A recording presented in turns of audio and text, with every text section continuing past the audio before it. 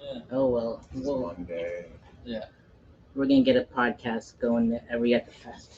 So yeah, I'll have Ross as my first guest. I think Joe left, so I'll have me next. Yeah.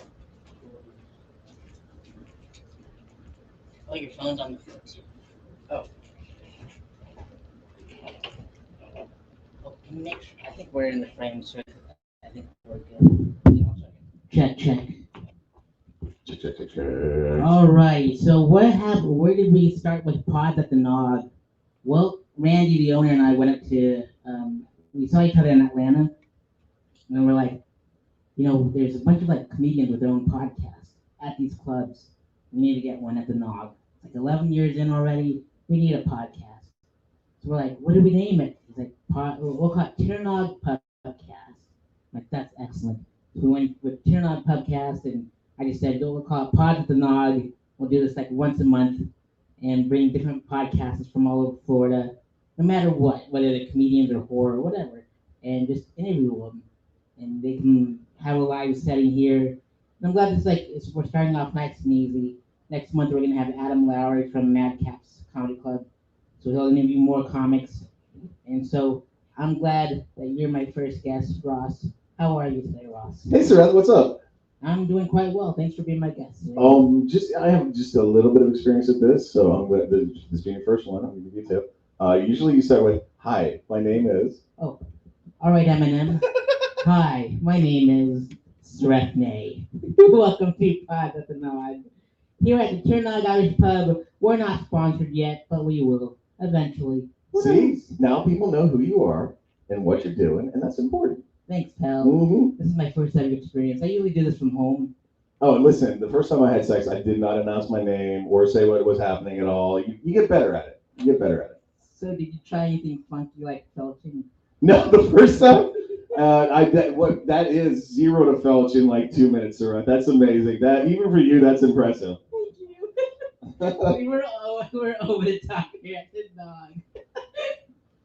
So, if you want to find out what felching is, just Google it. Yeah, And thank me later. you know, Yeah. you know. Or just what it watch is. my stand-up special. You filthy fucking animal. You know what felching is.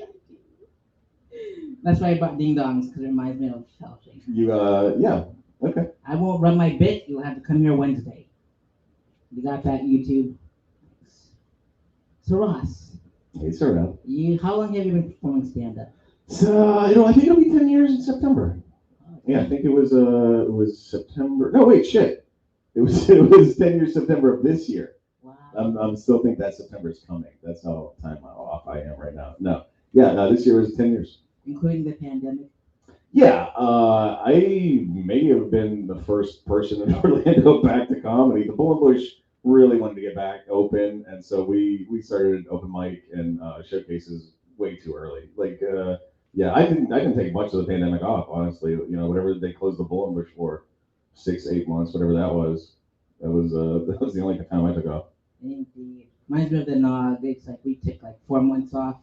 We were back in it, and I'm like, thank goodness I couldn't live any longer without stand-up. Because I'm sure it's just like at the Bull and Bush, it's pretty fucking paycheck to paycheck, and you shut down for most of a year. You're real close to shutting down for good. Absolutely. Mm. And I only do one showcase a month, so I was only out 4 shows, $0. Because Florida comedy. You're like the only one that pays me. And I'm like the Yes. only one of the few that pays you. Yes, and I don't do those paid shows anymore, so you're the only person paying right now. Oh, that's fantastic. Mhm. Oh, man. I remember the Orlando Indie Comedy Festival. And how did you get involved with those cool cats? Well, I mean that was pretty much born at the Bull and Bush. That was Gersting's idea, and a bunch of people helped him carry it out. And I actually wasn't super involved in much of the planning. I kind of would just swoop in at the end and see if they needed help with anything. And those were always really fun. I'm kind of sad that they're not happening anymore. It is one of my biggest comedy regrets is that the Orlando Indie Comedy Fest was not allowed to reach its full fruition because those were amazing. We brought Eddie Pepitone to fucking Orlando. Dang. How fucking cool was that? I don't know. Here's a story for you. Eddie Pepitone, end of the night, the last night of I think it was the last night of the fest, or it was the last night he was going to be around, and he did his headlining set at Will's Pub. I think he hung out and did like Late Breakfast with Danny Maupin and Tyler. And he did like a couple other like little shows that were going on that needed participation. Super cool dude. And then literally everybody was too drunk to drive him home. And it was early Uber. The Uber was like just circling a block up north. Like they were, I think it was Dave Plotkin was like looking at his phone, like I see the Uber. It says it's coming. It's not coming. And Eddie Pepto was getting a little bit like, hey, I'm fucking tired. I went all out for you guys. I did a bunch of extra shows. Can you get me back to my fucking hotel or not? And so I gave him a ride home. And first funny thing that happens, I'm like, I'll give him a ride. I got my car right here. I've not been drinking. You guys, but I fucking drive like that all the time. It's fine. And so Eddie Pepto gets in, and then like a bunch of other people are like, hey, can you give us a ride too? And so like I ended up giving a shitload of people a ride home on the way to Eddie Pepitone's hotel, which he was like not happy about, but very cool about. And then we get, I don't know if you're familiar with downtown Orlando at all, but at a certain point in the night, the main artery through downtown Orlando, Orange Ave, just gets shut down. They put up fucking sawhorses and they let just drunks wander out in the street. And that happened. Eddie, we were like coming down Orange Ave, like I'm gonna say 4 blocks from the hotel I'm trying to take Eddie Pepitone to. They shut down Orange Ave, and it's a southbound only street. And so to get to the same point of time and space that would have taken us 4 blocks of driving at that point, I now have to drive the whole way around Lake Eola and then down and around into his hotel, which is just the only way to get to it. But like, try explaining that to Eddie Pepitone at like 3 in the fucking morning when he's really tired. I think he thought I was kidnapping him. I'm pretty sure, because like we could almost see his hotel, and even he fucking knew that. He's like, there's the lights of the place I'm trying to get to. And then cops just drag sawhorses out in the street, shut us down. We're not allowed to go. And then it's a long way around. Like the whole time he's like, where are we going, Ross? Where are we going? And then I did make him laugh at one point. He's like, why? I was trying to explain to him, like, I'm sorry, Mr. Pepitone, they shut down the street at a certain point, and then we had to go around this lake because it's all one-way streets, and that's why it's taking so long. Sorry. And he's like, why did they shut the road down, Ross? And I was like, I think so nobody runs over a drunk guy. And that made him laugh. He laughed. I got one laugh on Eddie Pepitone. Thank you.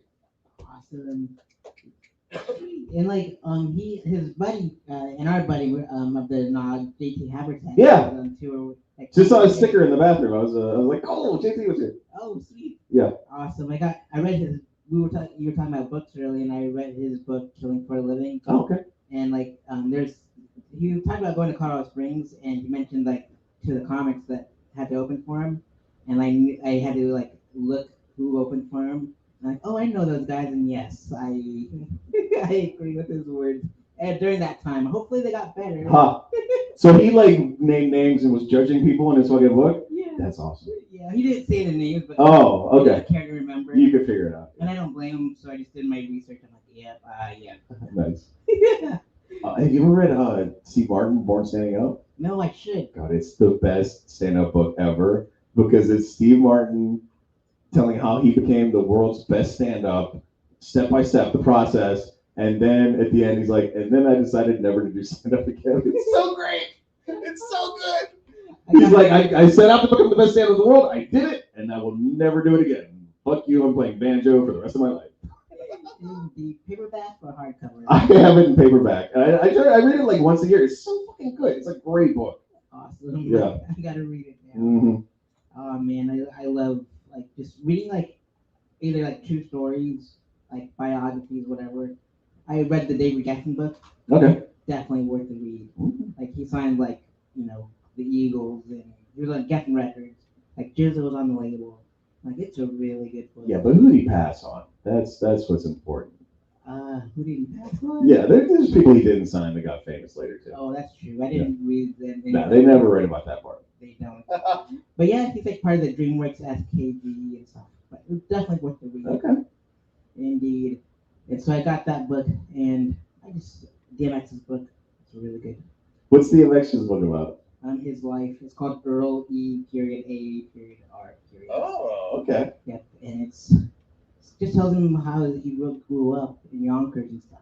My favorite book by a rapper, Sister Soldier, writes fiction. Are you aware of this? And she wrote this book. I've only ever read the one, but it's fucking amazing. It's called The Coldest Winter Ever. And this chick is she's like a teen girl. She's grown up in New York City. I think her dad's like a drug dealer or a gangster or something. And it's all about like how her choices and her dad's choices like ruin her life, and she ends up, dude. It ends up so fucking bad. It's like the what's that movie, the Balkan movie that's just like completely terrible. It's like the Ukraine, I can't even remember, but it's just the most awful things that could happen to a human being. And it's basically like Sister Soldier just trying to say it's a morality play with like a hip hop background. It's amazing. The Coldest Winter. That's it, Serbian film. Oh, it's like the Serbian film of a teen hip hop girl in New York City. It's fucking amazing. Do you think I checked that out? Dude, she gets an abortion and then is forced to have sex like immediately after. That's just off the top of my head. Fucking horrible shit. Yeah. Coldest Winter Ever. Sister Soldier. I highly recommend it. Another musician you should read is Corey Taylor's Seven Deadly Sins. Okay. I saw he had a book signing at Book Soup in LA, and I had to go see him and sign my book. And I went to Spooky Empire and had him sign it again. And then I was dressed up as Wu Manchu.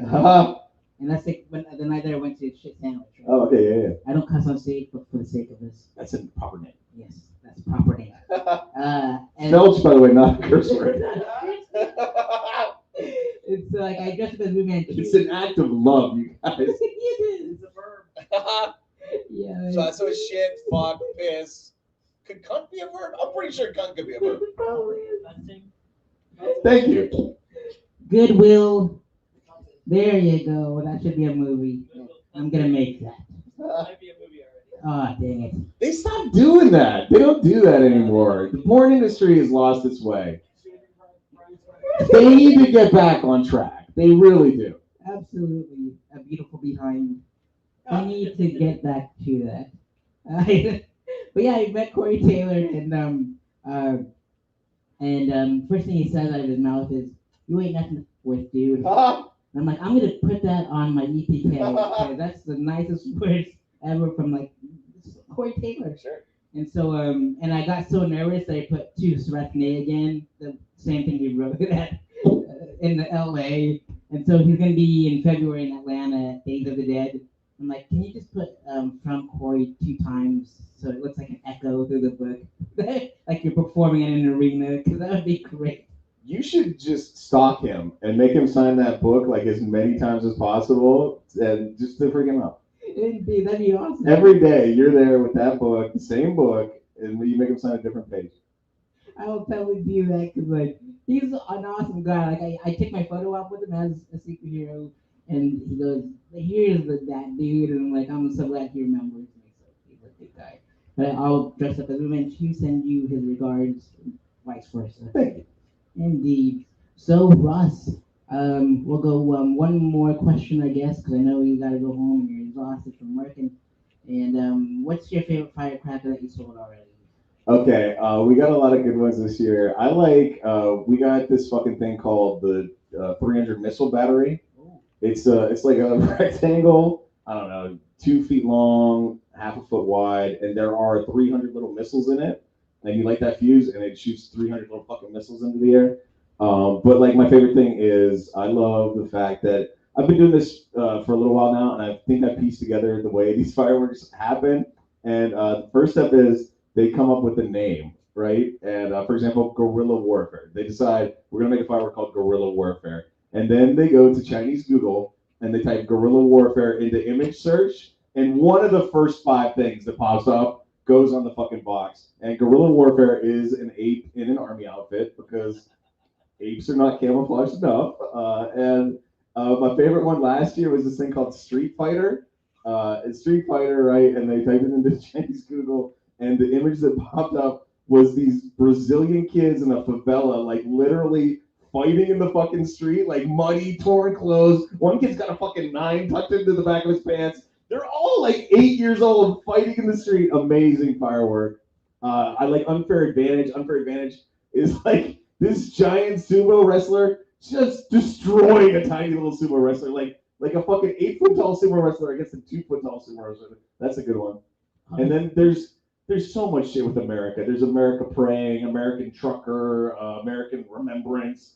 There's one just called America. There's so much America shit.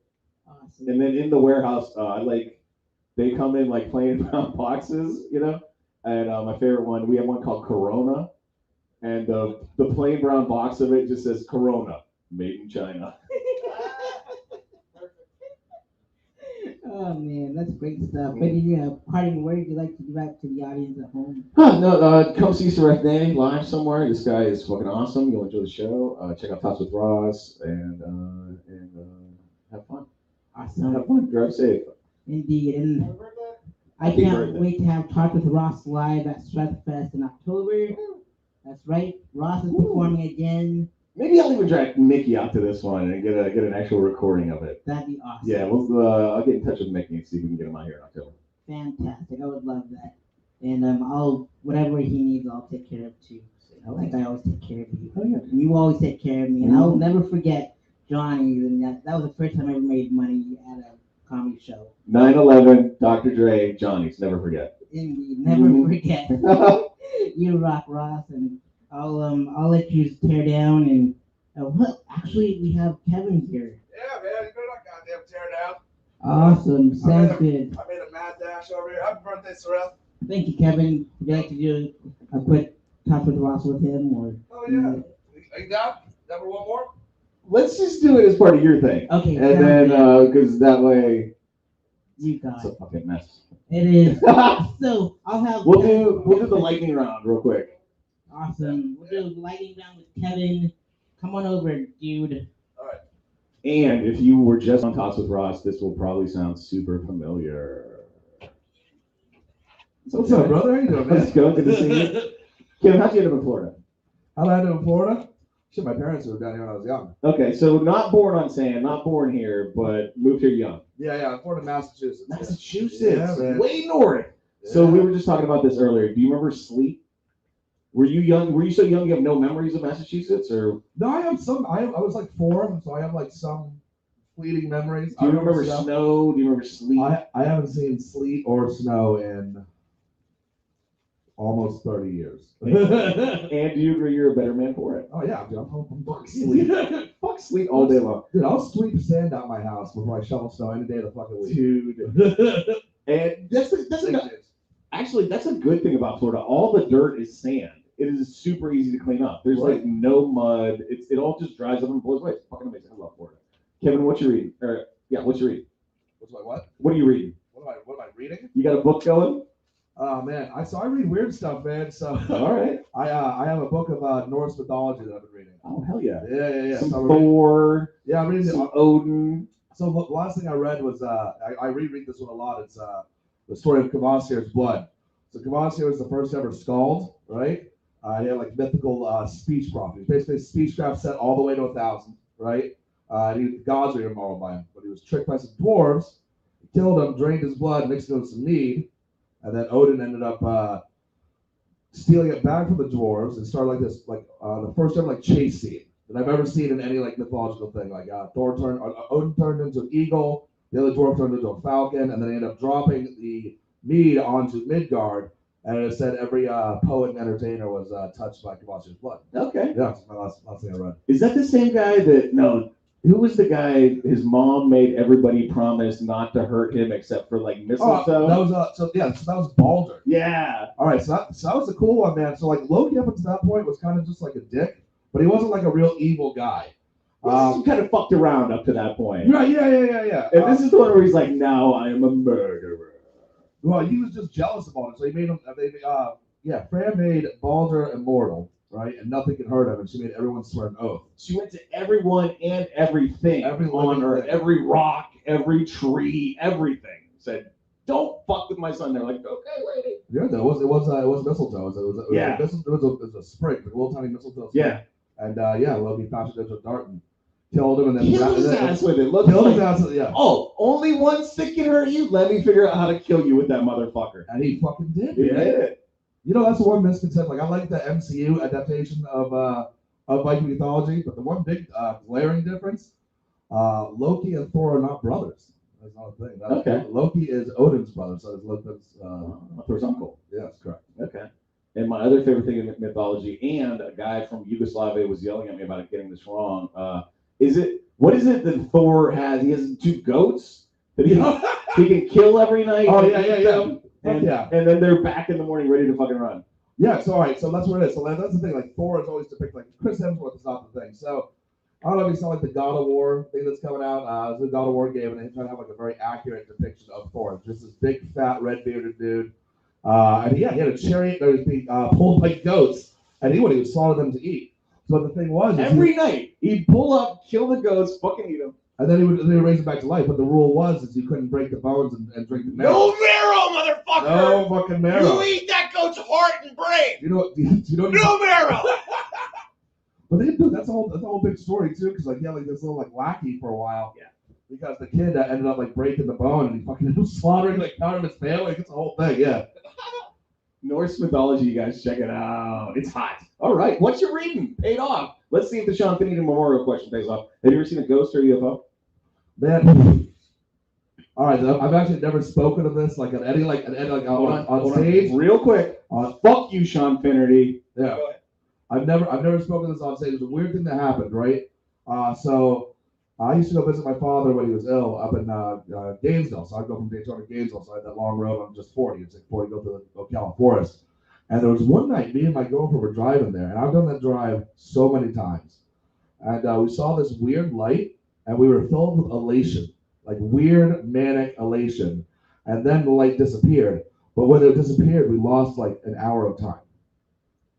Nothing else happened. I still think I'm batshit for it. Unless you're driving, light comes on, your mood changes without any prompting interior to the vehicle. Yeah, nothing interior to the vehicle. Then the light goes off. You look at the clock and you're like, it was 2 o'clock a minute ago. It's now 3 o'clock. Yeah, it was like an hour and change. It wasn't even like an exact hour. It was like a thing. And I don't know, man. I never could explain it. I didn't know. Some people are gonna listen to this like, oh, Kevin, he was fucked up on acid again, which is fair to assume so. But this was a time. This is actually a time in my life where I was like, I was like the nursing program. I was actually working the straight and narrow. So like, I was a point in my life I was not doing any drugs. I was drug-free, weird UFO kind of experience. Yeah, man. Hell yeah, dude. Fuck you, Sean Finnerty. That's why we asked the question, you guys. All right, cat or dog or other? What do you like? Fucked it up. All right, so. So I was driving up 40. This giant glowing cat appears. So my father's midlife crisis didn't manifest in him getting a convertible. He decided he wanted to move out into the middle of nowhere, and I grew up on an emu ranch. Oh shit! So emus were my primary pets. I'm a cat guy. I graduated between cats and dogs. But yeah, dude, something about a 6-foot tall modern day velociraptor. Are they the ones? They have those big fucking feet with the claws that can kick you right in the stomach and pull your goddamn entrails out. Yeah. They can fucking kill you. Yeah. And so you, as a kid, you would get in like the pen and fuck with the emus? So yeah, the alpha male I actually hand fed when we got him. So we got a breeding pair first, and so I was the only one that was trusted by the alpha male, like because they're fiercely territorial during nesting season, which was cool that he trusted me, but that meant I had to do all like the bitch work around it. I had to clean all the emu pens because no one else could get in there. No, okay, and then you were the only one they trusted, trusted. And then the alpha dictated the whole behavior of all the other emus. Sort of like Blue was just his name was Blue. He was just aggressive. He was just very aggressive. Some of them were skittish, like they'll go up and it's like, and that's the thing too. Like if an emu comes up and like starts pecking at you, it's not trying to attack you. That's just their kind of way of figuring shit out. You know what I mean? Sure. What they do is they'll fluff up their chest and they'll bow back. And so what they do is they bow back and they bring their foot back and they Spartan kick you, try to get you to the ground, and then they start stomping on you and they have the velociraptor claw, man. So they can also like poke it straight out too and penetrate. Yeah.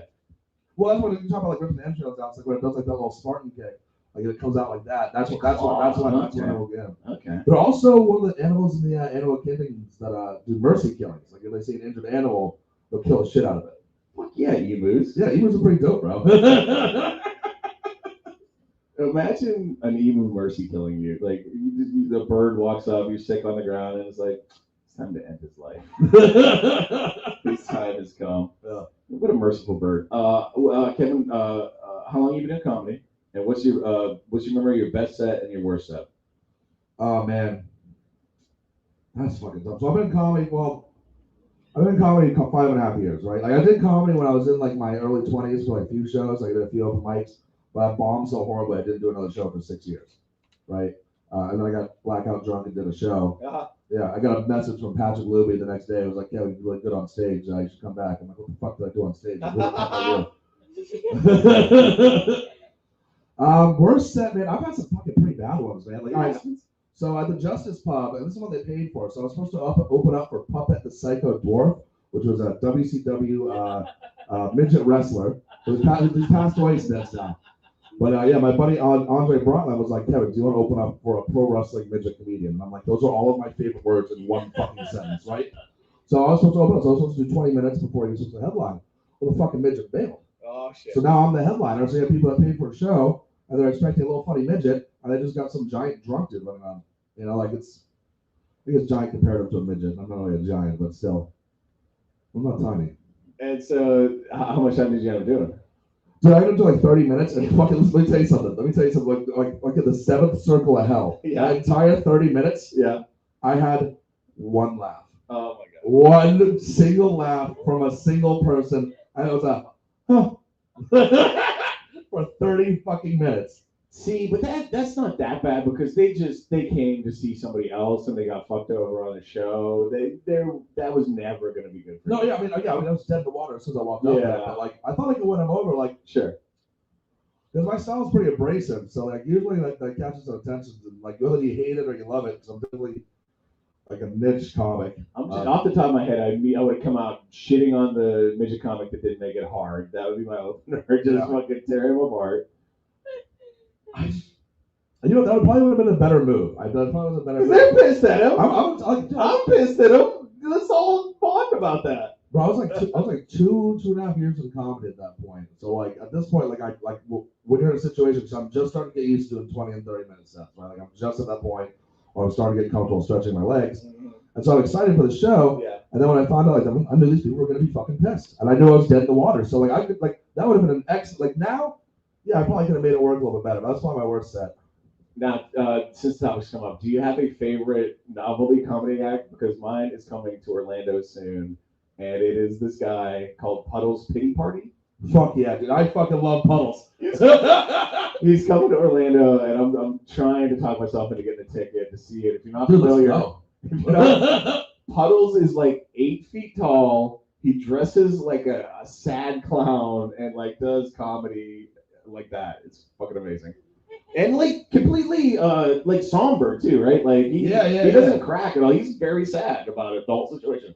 Bro, he's one of those ones like when I heard him sing too, because it was like the weirdest thing. Like it's like one of those like I saw him on America's Got Talent the first time he that's right, he did that. I forgot. Yeah, that's how I was introduced to him, and I expected him to be one of these acts that like they put on there just to like buzz him. Yeah, just to get that like cringe moment. And then he just belted out like I don't know what song he did, but it was fucking phenomenal. Yeah, Puddles. He's a real deep voice, right? Like was it something like Ave Maria or something? Like he's done a couple ones. He did. He's even done like a lot of pop covers, man. Like I listen to a lot of it. It's like he's like I love Puddles, dude. That's awesome. He's coming to Orlando, I think next month. I'll send you the information. Yeah, send me the information. I will probably get a ticket for that. And who's got the best tots in town? Best tater tots in town? Mm-hmm. Fuck, dude. Oh, man. So far, we've gotten Sonic. What was that other place? Wayback Burger. Yo, my buddy runs that place. He's always trying to get me to go there. I need to try the tots there. Yeah. Tell him they've been nominated for Best Tots in Daytona. I'm going to make him listen to this. Listen. Because he gets so mad at me. He gets so mad at me about that. He also gets mad at me because he's Mexican and I call him Cuban. He doesn't like that either, but that's also hilarious. It is. It's funny. Best tots in town going what? Best tots. I don't know. Maybe. I have. What are you? Are you a fry guy? You like hash browns? You like mashed potatoes? I like tater tots too, man. I know there's something like tip of my tongue, and I'm just gonna like drunk message you at 3 o'clock in the morning at a random time. Now you just open this Pandora's box. It won't be the first time. It won't be the first time. All right. I think that's it, sir. So I'll just interview Kevin. I'll switch spots with you. We're still live. Hey man, thank you for having me on. See, absolutely. Always good to see you. Keep on talking, Kevin. So Keep on. All right. Yeah. talk dirty to me. Bye, Sarat. Happy birthday. Thanks, Ross. Happy birthday to you too. Thank you. Was your birthday too? No. No. It's Sean Robbins' birthday though. It is Sean Robbins' birthday. It's always Sean Robbins' birthday. I like the table up here. This is pretty fucking dope, right? It is neat. Right. So is this recording? Am I still just talking into the ether? Yes, you're still. I want to be part of Seth's 9-hour fucking long comedy special. Longer than Titanic. 3 times longer. Awesome. Do you know Leslie watched the fucking whole thing? She did? Yeah, we were talking about it. That's great. Yeah. I went to, so like that was super cool, man. So Christmas, like I don't usually celebrate holidays, right? So Leslie invited me to go over to Steve Etchie's family's house. That's where I spent Christmas. And that's what she was telling me about that. I fucking love Sarath, but let me tell you something about this motherfucker, Sarath, all right? This son of a bitch, all right, who I love, convinced me to watch his award-winning film like 9 fucking times. Have you seen it? No. The Narcoleptics. Narcoleptics. It's, listen.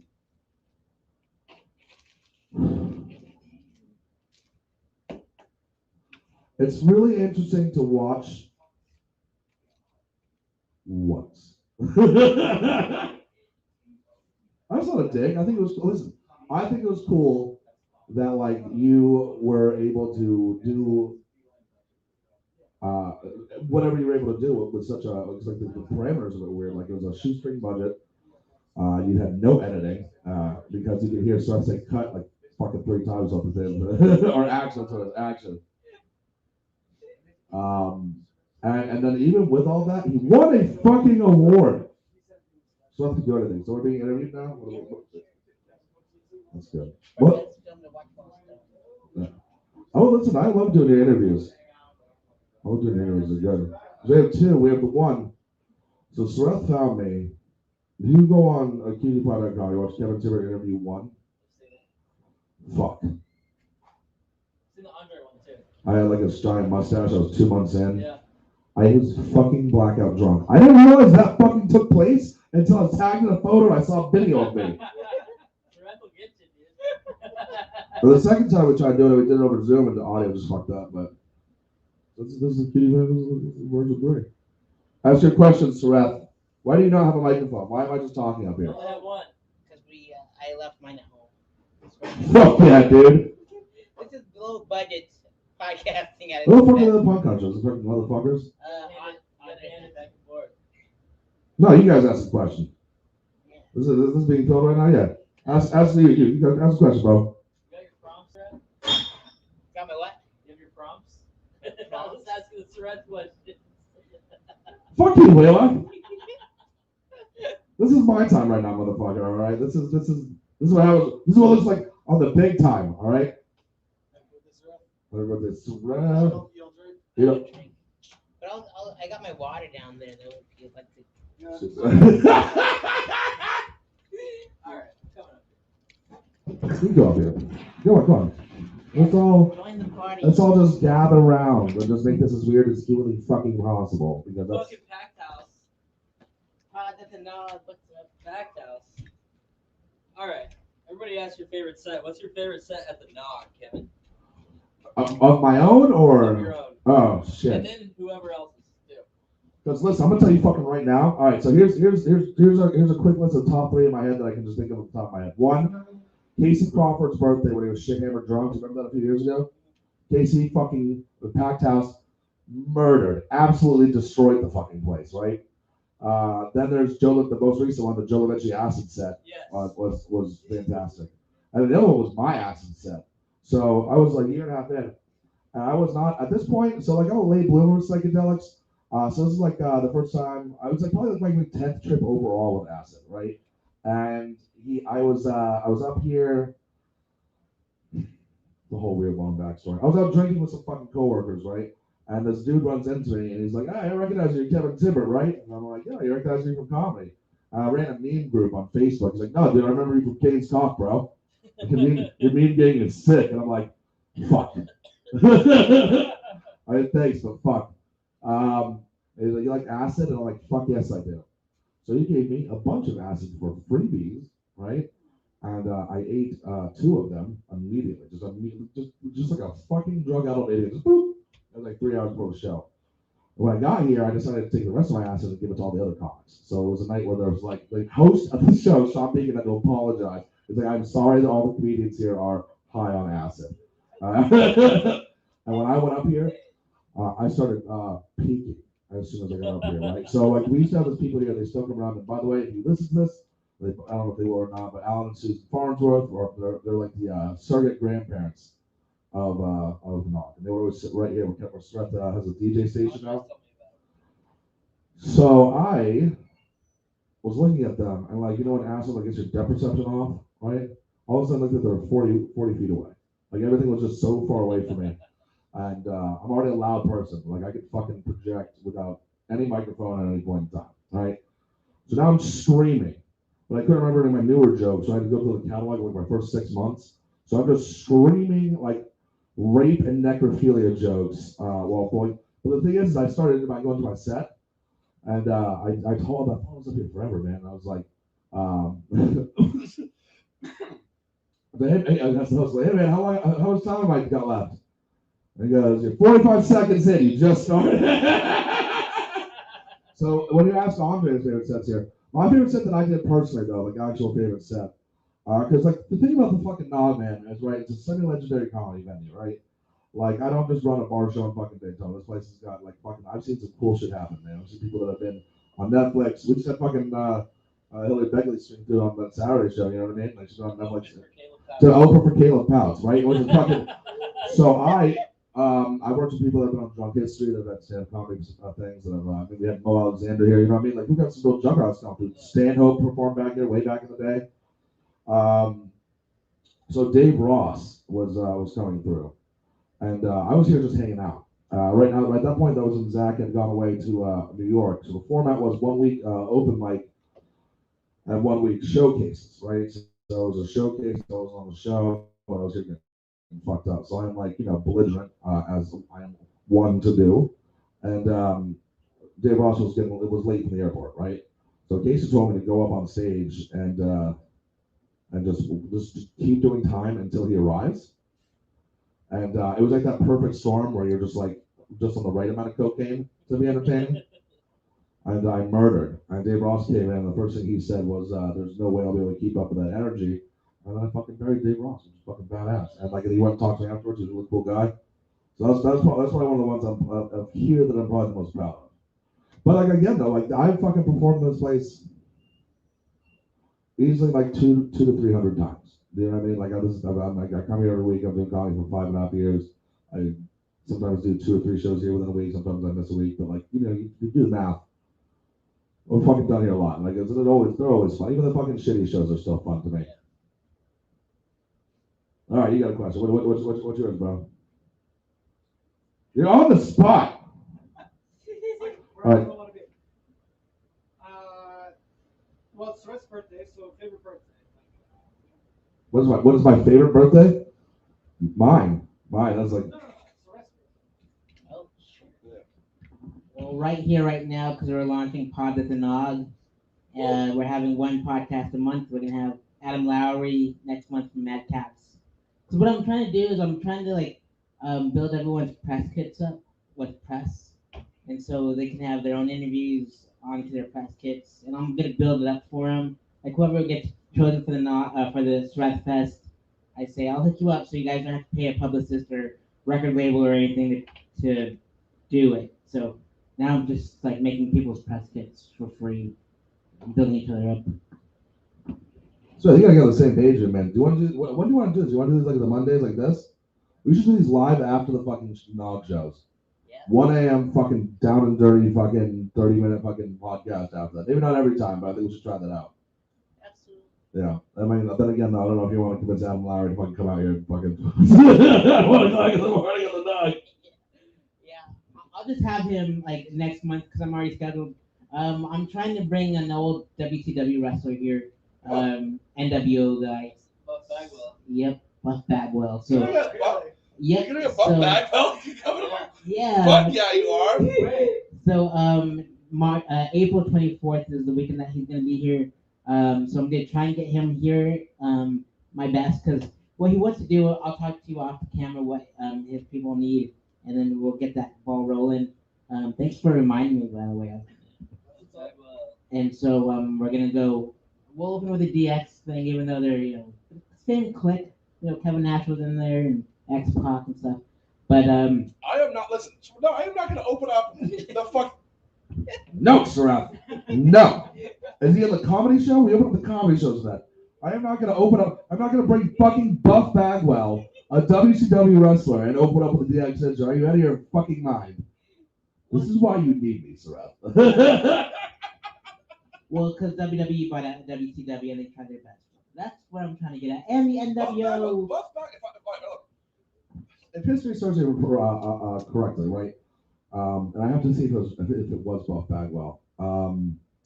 So when the buyout happened with WWE and WCW, right? They were actually going to try and make like a certain hour on television, like they were trying to have like WCW matches, like they're going to use it as kind of like, oh, they're on SmackDown shit as now, or not now because WWE is trash. AEW all the way, baby. But it was Buff Bagwell versus I was like, I gotta look this up. Buff, if you hear this interview, which will never happen, I'm sorry if I got this wrong, but it was Buff Bagwell and Booker T had such a shit show match that it killed the whole project idea, which eventually led into the invasion angle. And if I am correct, for me to do the DX intro to the NWO guy who had such a shit match, he was fired because he didn't work for WWE. He fucking worked for the one match. I think I am right. I think it was Buff Bagwell. Still though, that would be fun. I would like to see Buff Bagwell. Me too. I would love to see Buff Bagwell here because there's this wrestle convention at Ocean Center where the NWO formed back in the day, and to bring them here. James. Yeah, Bash at the Beach. That's why I named my birthday sweat named Bash at the Beach in honor of WCW, and because that's what happened. The NWO happened. I love WCW. I watched Sting and Lex Luger and the NWO, and I switched over to. I kept on switching back and forth between Raw and Nitro whenever there's commercials. I was part of that Monday Night War, and I was just rooting both of them on.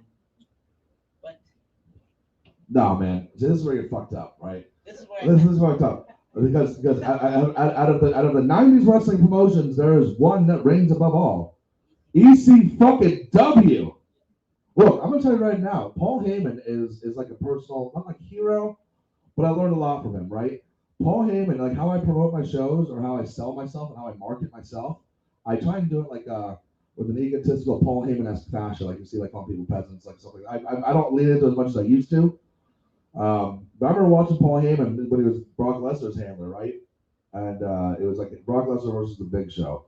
And it was like Big Show past his prime. Everyone knew what was going to happen. It was like a WWE network special Madison Square Garden show. So I know Big Show's going to get his ass kicked in 5 minutes. But Paul Heyman went to the ring, cut a promo that was longer that ended up being the fucking match they had, and he made you believe that Big Show could come back and kill fucking Brock Lesnar. If Paul Heyman wanted to set up a match, right, between fucking this fucking Dick Straw, okay, and Buff Bagwell, he would make you want to watch that fucking match. So that's why ECW was the best, man. Just having Paul Heyman at the helm, right? They had fucking Sabu, RVD, Taz. That's the original Suplex City right there. It had at one point it had a stacked roster, way superior than anything that WCW or WWE would do. And I understand, right? They had Ric Flair in WCW. They had fucking, Dusty Rhodes and all these people, but this wasn't fucking 80s or 70s and 80s Dusty and fucking Rick and Ricky the Dragon Steamboat. You know what I mean? These were all past their prime wrestlers, and WCW was the shit, man. Just follow Foley. Follow Foley. All you gotta do is follow Foley and you'll find good wrestling. My favorite ECW moment was when WWE bought out ECW, right? And ECW had to do a house show in Pueblo, Colorado, where I was born, pretty much born and raised. Well, I was raised there. And I made a sign that I took to WWE Vendetta when they were at the Pepsi Center. And it was Big Show versus Kurt Angle versus Brock Lesnar, main event. And like I put I made my sign, please sign my sign. I was really close to the entranceway, and they didn't stop to sign my sign. So what I did was I brought that over to the ECW house show, and it was a small show, and I was standing right outside where the buses were, where they blocked us off, the barricade. I held it up, and here comes Sabu and RVD and the Sandman and a bunch of others signing my sign away. And I'm like, you guys are so sweet. And we took pictures together, and it's like I was really beefy back then. And so you'll see, if you go to my Facebook, there's an album, like an ECW album, and you'll just see who all I've met, just for them signing my sign. They were so polite. They just walked up to me, and I had really big blue bold letters, and ECW has a good space in my heart. And my favorite wrestler of all time is Sabu, hands down. Because that match with solid choice. him with Terry Funk in that barbed wire match, holy cannoli. The funny fucking. When he ripped his fucking bicep up. That motherfucker, do you know what I'm talking about?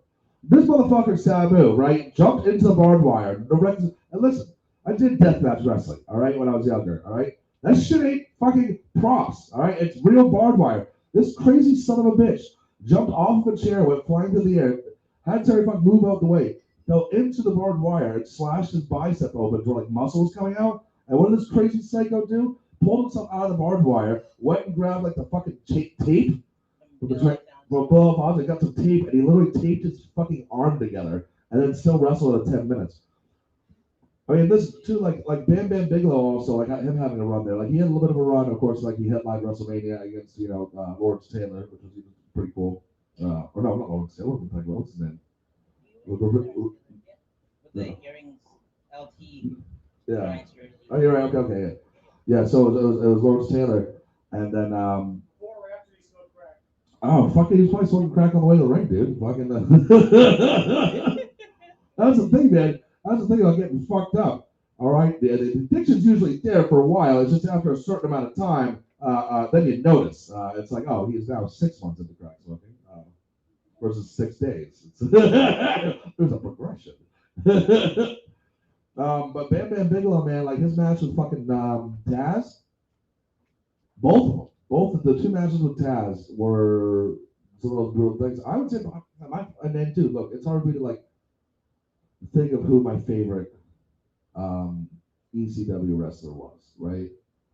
And excluding Cactus Jack, because I think Cactus Jack is like a Mount Rushmore fucking level wrestler, right? So I was going to say Terry Funk, man, just because like he's the one, like he wouldn't have been able to. We certainly wouldn't have him without Terry Funk. And he's in a current nursing home or something. We went way off the rails on this, man. This We is a comedy did. podcast. But there's like, there's so many like parallels between stand-up and wrestling. I feel like when I promote the show in all the comedy groups, I tell them we're over the top like the Royal Rumble, or no holds bar like ECW, or like we got your own interest music like your Sweet Chin music like your Shawn Michaels. Like we just go all out for the scene. And to be honest, I don't, because it's my homeroom. This is probably like the best mic in all of my travels. I did like stand up like special. Like, cause Number one, baby. we are number one. We got the best intro with the DX. We are the ECW of the comedy world. We are the fucking crazy goddamn renegade rebels. But yeah, I mean, dude, we are 100%. Like, that's my goal. I talk to Andre about this all the time. Like, my goal is to get famous enough into comedy that WWE sends me a cease and desist for. Like, that's the goal. Because I 100%. Because like when I start, like, before I even bring Andre up to the stage, right? Like, I 100%. Not like rip off the whole spiel that Road Dogg did. But if you're familiar with Road Dogg, and even Triple H tried to do it afterwards, no one did it better than fucking the Road Dogg Jesse Jams, where like he does, well, ladies and gentlemen, boys and girls, like that, all shit. Oh. Yeah, we're fucking awesome, so we're pretty fucking cool. Also, by the way, do you know what show sucks when you're not DJing? It's pretty bad. You just say, this is the next guy. He's good. You know what you should do? Bro, listen. One night. one night, right? Ask everyone's like entrance song. But play like, I don't know, like every time we touch for every single comic.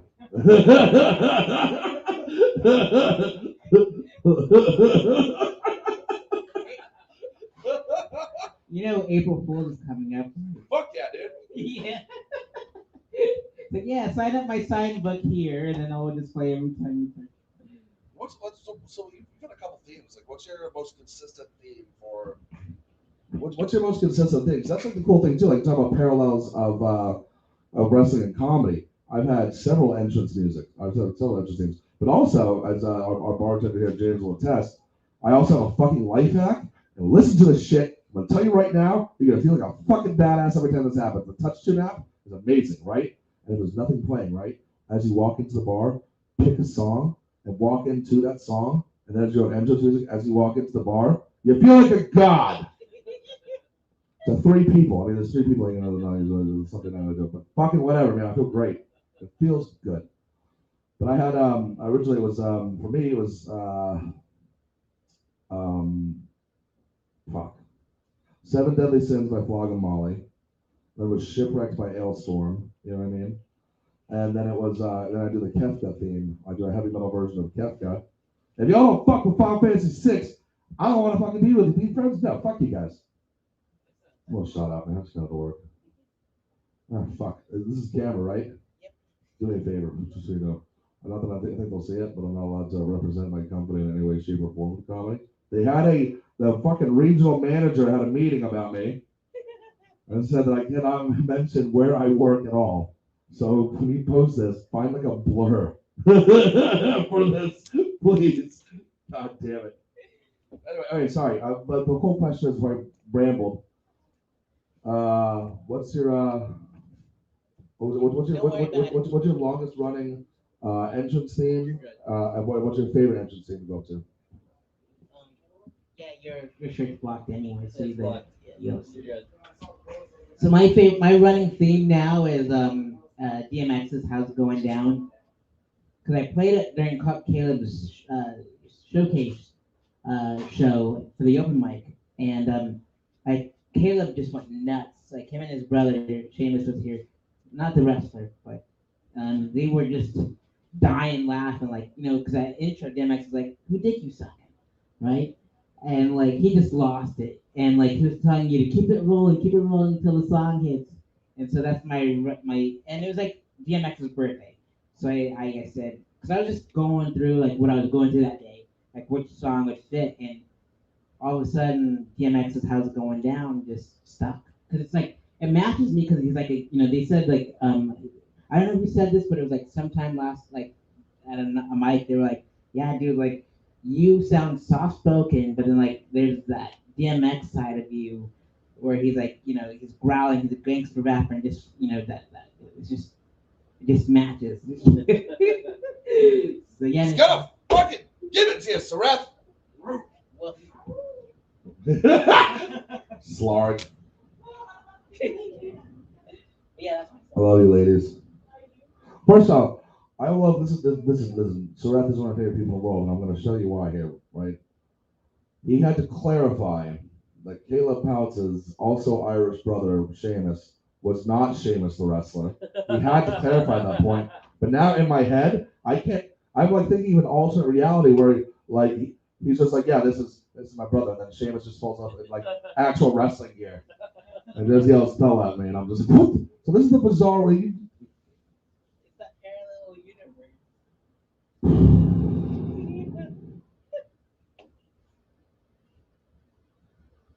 So I'm gonna go fucking sit in the bar stool and start drinking. Okay. I'm done with this interview. I'll bring Tim up. We've gone off the rails. I'm shot out. Just shot out. Woo. No. You were telling me to stop drinking yesterday? I goddamn didn't because I'm a fucking idiot. I was at Mets 1 at 1 p.m. today, and I looked at the clock and I'm like, I gotta be working 3 hours. And I showed up to work. I didn't show up to work drunk. I stopped drinking at 2 o'clock in the morning. Anyway, but yeah, I was fucked up, man. Sit down. Don't forget your pecker straw. I got that just Well, for hold you. on. No, fucking. Oh, that's all right. Let's. What the fuck is with you trying to make me drink out of dick-shaped receptacles, Seth? All right? Don't bring me into your weird little Asian fetishes about seeing people. Kevin, did James give you a ding dong? No, because he came in and went right up on stage. Unreal. So what you do is you stick that straw into that ding dong and you slip out the white stuff like you're felching. You want to take on Kevin? Yeah, I guess it's Surratt's birthday. Let's do weird shit. Fine. Thank you. Come on up here, He's Tim. drinking out of it. Yeah, whenever you buy a beer, you get a pecker straw and a ding dong. There's some pecker sprinkles here if you want to put some on your cake. They just bounce off your damn ding dong. It's like you're frauding or something. Yeah, this podcast is not like any other podcast. Damn it. I'm gonna cuss on stage. I don't cuss during stand up. We didn't Let have me cuss on microphones, here. Red. Indeed. So what's up, Tim? Spill some beans. What's up? The whole crowd, other than Kevin, is drinking out of penis straws right now. So, well, you're working. He's not working. By the whole crowd, I mean Roy. Yeah. These girls are too. Rachel and Margot. They are drinking out of penis straws as well. The whole crowd is drinking out of penis straws. They love it too. I'm sure. No comment on that one. Shout out to the fantasy shop because I bought those pecker straws there in the Fairville Mega Store. The Fairville Mega Store's got the plain peckers. The rainbow peckers are from the fantasy shop. I brought those rainbow peckers because that joke of me crossing the crosswalk in West Hollywood. So and the Felton joke. Because if you can't do it, if you can't do it without a straw, then don't do it at all. You gotta come on Wednesday to hear that. No pun intended. Soren isn't gonna tell his bits on this podcast. They're gold. They gotta be done with a crowd. At least a couple more people. So, here we are. Would you like to interview me? I know you have a podcast. Plug your podcast. My podcast. It's called The Thing Show. It sucks ass. It's a fucking terrible podcast. If you ever see me do stand-up, it's worse than that. Does your dad have a podcast too? No, my dad does not have a podcast. Yeah, Actually, I want to talk about that. I want to talk about that. That's cool that you brought your whole family and your dad got it. That's My dad will not come here anymore.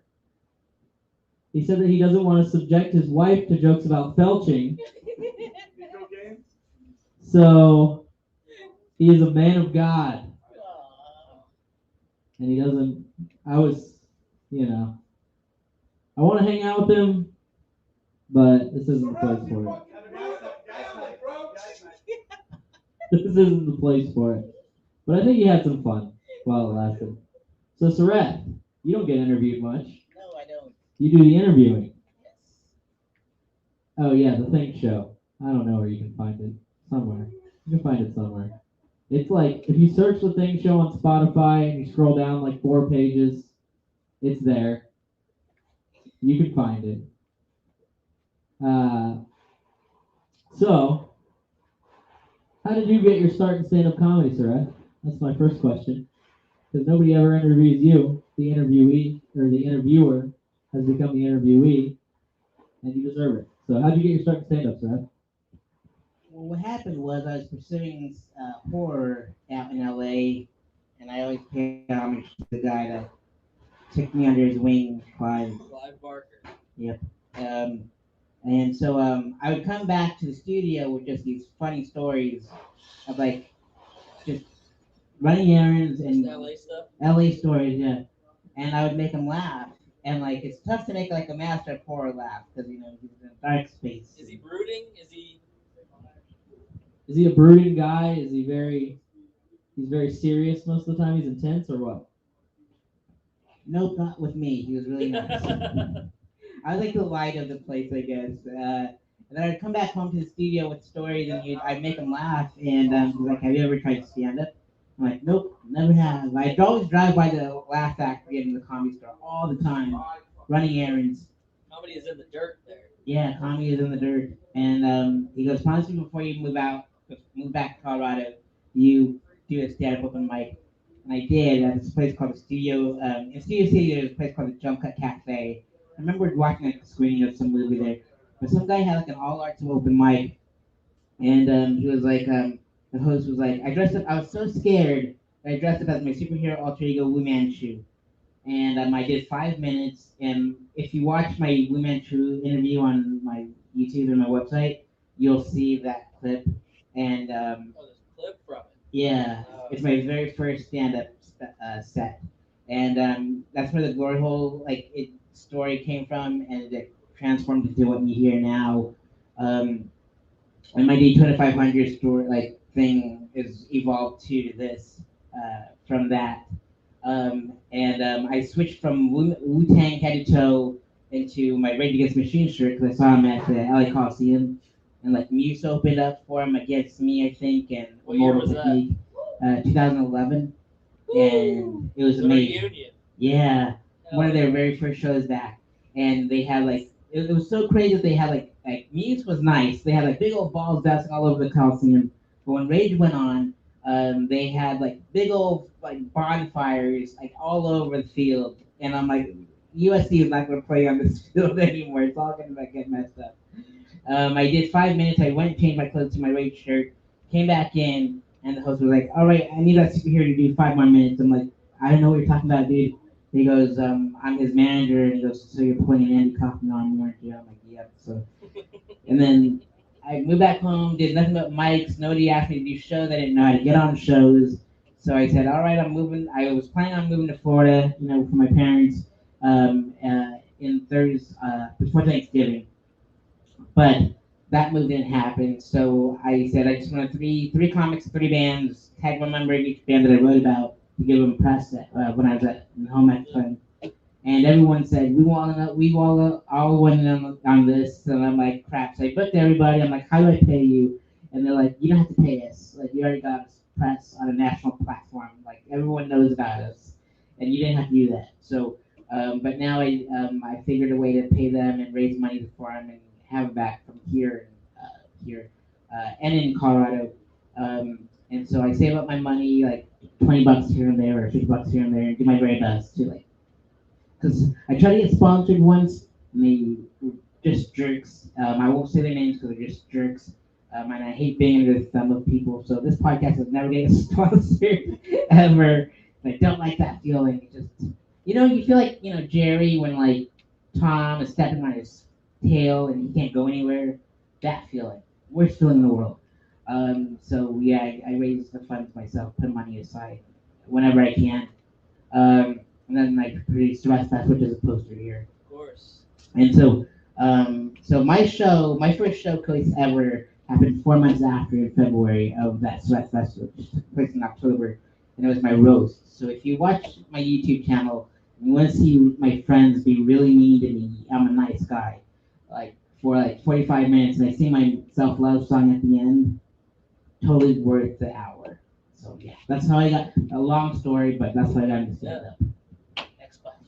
Well, that's the thing is you have a lot of really cool stories, and I don't feel like people hear them enough because you're always interviewing people. You're always at. We've talked about it before. Comics like to talk about themselves. You know what I mean? Nothing wrong with that. You know what I mean? I mean that's you got to be a little bit narcissistic to want to get up in front of people and talk into a microphone in the first place. So, one question that I've always had for you, and I don't think I've ever asked it, is how did you land that spot with Clive Barker in the first place? Oh, great story. So I'm a huge fan of Clive. Grew up on Candyman and Hellraiser and all that stuff. And some guy messaged me on MySpace, one of the first social media sites, and he says Clive Barker is releasing a book called Mr. Be Gone. It's about a demon that possesses a book while reading it, and you should buy this book. And I'm like, all right, some random stranger reached out to me and told me to buy a Clive Barker book, and I didn't know he wrote books. So I go to Barnes and Noble in Colorado Springs, and I read the first couple pages. I'm like, I'm addicted. Finished my doctor's appointment, went back down, poor broke college kid. Said, Mom, Dad, I need like $20, $30, or whatever the cost was to buy this book so I could finish it. So I finished it, and like halfway through, or there's a part in this book where it says, see that page moving? That's me jumping on the page, making it move. And it's the demon. And like nothing was causing it to move. And I see the page moving up and down. And I'm like, this is nuts. So I messaged what wrote Clive's website. My email got forwarded to the folks in LA, and then his LA folks reached out to me. And the funny thing is, we were talking about wrestling, and I wanted to get an internship with TNA Wrestling in Tennessee. So they were like open to like broadcast journalism majors. But they just ignored my email, and that's fine. There's no hurt feelings with Impact or TNA.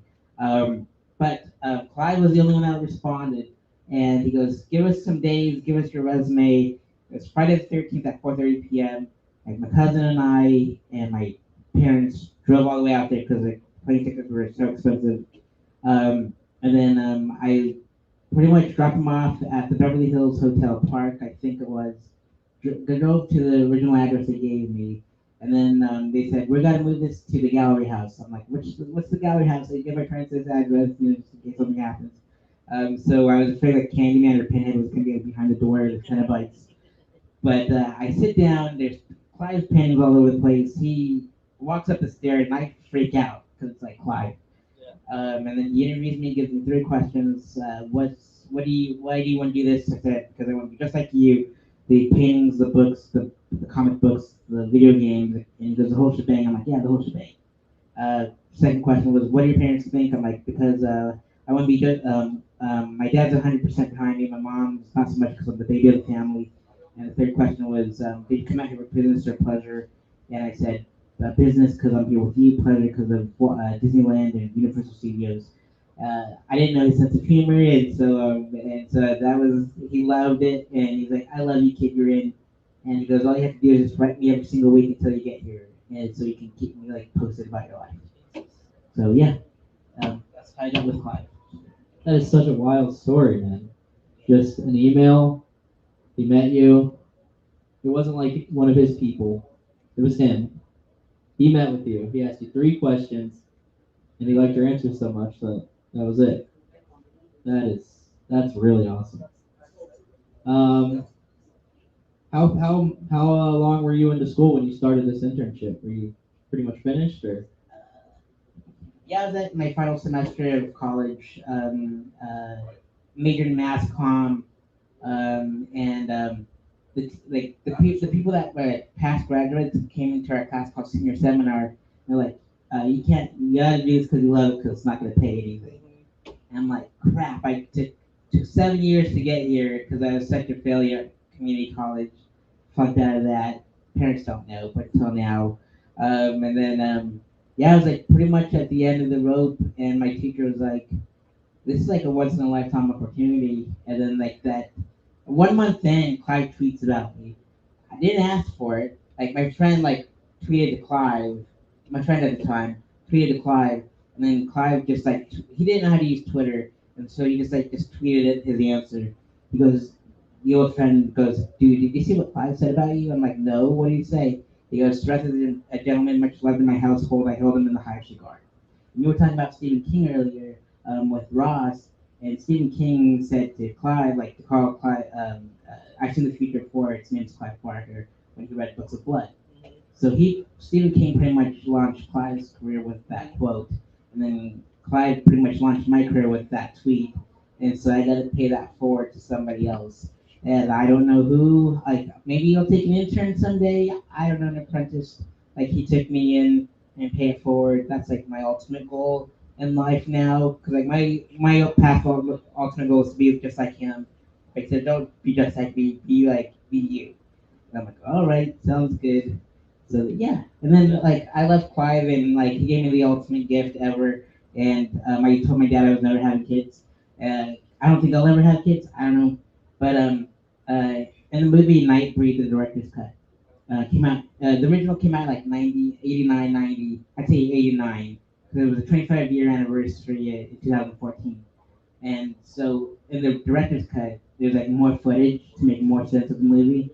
And he gives me a special thanks underneath Quentin Tarantino's movie theater, New Beverly Cinema. And I saw the original screen, like one of the original screenings of Night Read, director's cut, the Cabal cut or something.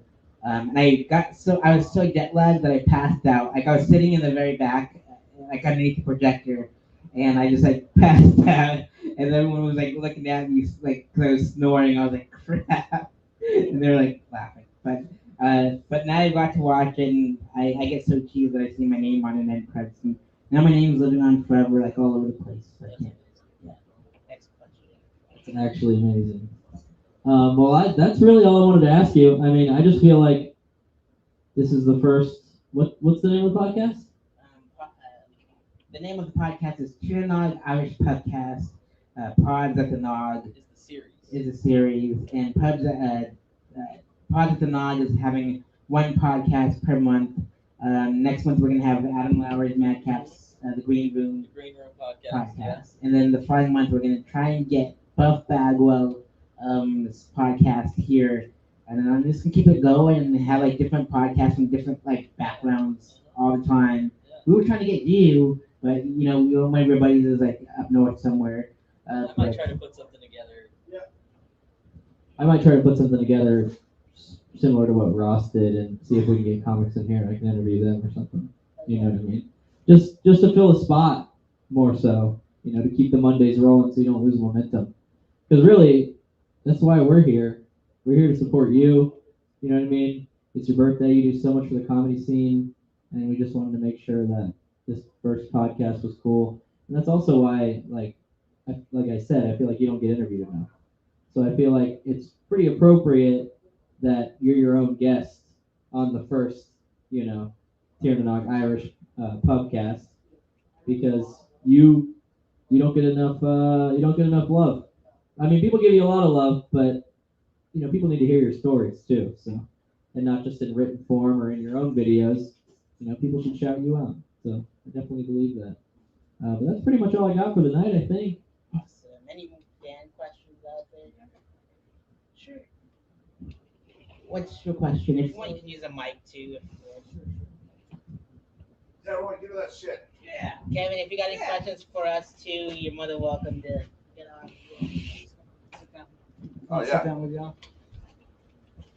So I'm pretty new to the scene here. I've heard a couple of these stories as we're kind of getting introduced to everybody, and so I keep hearing about Sereth Fest. I keep hearing little snippets about that, right? So that's a comedy festival that you put on once a year, each year. Is that correct? Can you tell us a little bit about Sereth Fest? Yeah, absolutely. It's comedy, music, storytelling. It's everything. It's awesome. The funny thing is, it all started at Clive's studio, his screening room. What happened was I saw Big Trouble in Little China at the Egyptian, and John Carpenter was doing a Q&A after with Rain. He looks like Raiden in the movie. And I brought my Laserdisc of Big Trouble in Little China that I got from Amoeba, the Spiegel record store in LA on the Sunset Strip, Sunset Boulevard. The thing moved to Hollywood Boulevard now. But he autographed it, Rain autographed it, and I'm like, I told the old VP, can we do a show my screenings here? And a former employee goes, "This costs Sereth Fest." I'm like, cool. So I made a big deal about it on social media. The VP didn't like it at the time, and so because it's not an actual film festival, keep it to yourself and just invite the family and whatever. Just the office people. That's it. I'm like, cool, sounds good. So we did that with a Q&A, just like John Carpenter.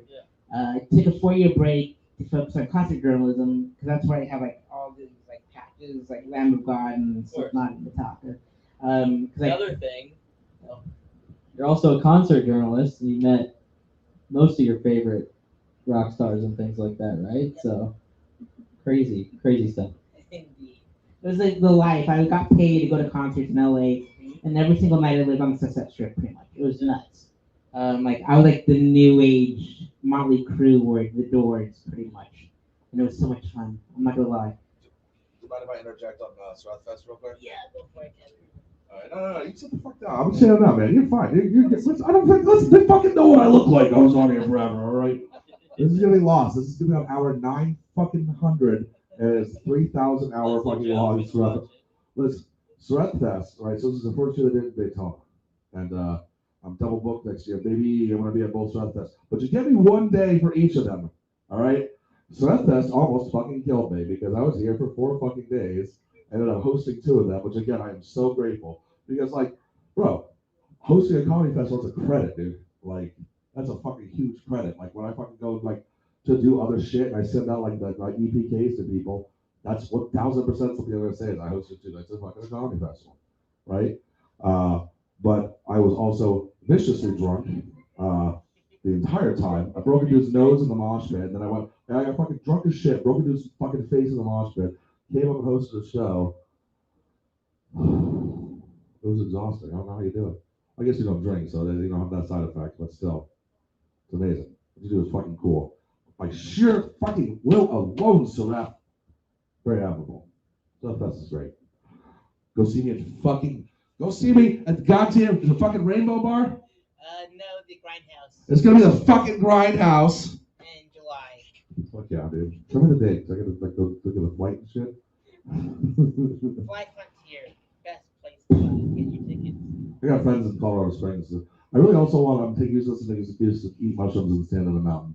All right, you kids have fun. Awesome. So I took a 4-year break because of concert journalism, and then I picked it up. I told Tim and y'all I just needed 3 comics, 3 bands. Tagged my member. They all went in on it. They said, "Don't pay us. You did enough for the press." And I didn't know how much it weighed, because it just reviews. I just wrote 400 words, took pictures, wrote what they, named all the musicians. I have a style. There's AP style, there's Chicago style, and I multiply it by Gonzo style, and you get Tiger style. That's what I named my journalism style. So Nice. it's Wu-Tang. They call me Wu Manchu because I met everyone but Jizza and Old Dirty Bastard, pretty much.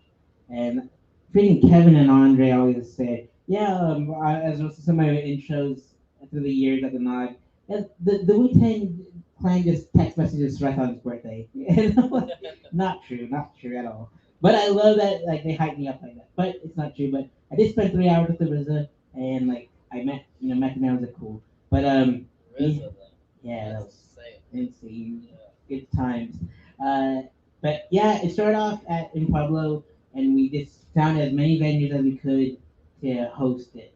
And so we went from art galleries to coffee shops to pubs to bars to my friend's basement.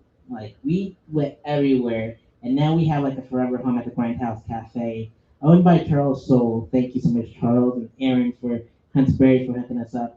And I bring the business to him because it's all ages, and they have a stage for all the metal bands and everybody, and all the other bands out back, and the comedians have the inside, and it's intimate, and it's perfect for the comedians, and it's just fun. But I gotta charge at least the cover now because of what happened last year. But here I'll make it free because we're it feels good here. But I'm gonna guess the bands can guest list how I did with my concert journalism days, and so they get in for free. But any other stranger off the street has to pay a cover, and I think that's fair enough. Yeah. And other questions. So you're bringing comics from Central Florida with you this time. Just 2. Aaron Aaron and Kevin. Aaron Sodergrass is his name? Salty Aaron. Salty Aaron. I don't know him. I haven't met him yet. Looking forward to it. And Kevin Tibbert. So Colorado is going to see Florida comedy in a very real light during this event because you're bringing Kevin Tibbert with you. Yeah, absolutely. Very cool. And not even just Florida comedy, Daytona comedy specifically. Very awesome. Absolutely. And there's times where we tried to get Florida comics to go there, but they just couldn't afford to take time off work, and they couldn't afford a plane ticket. I couldn't afford a plane ticket. I couldn't afford it's just really expensive because we gotta save up money for hotel, car, and everything. I can't cover all that. Yeah. And if they're willing to do that on their own free will and get there, I'll do my best to help at least cover some of that cost. But I'm not sponsored because I'm, like I said, the commentary effect.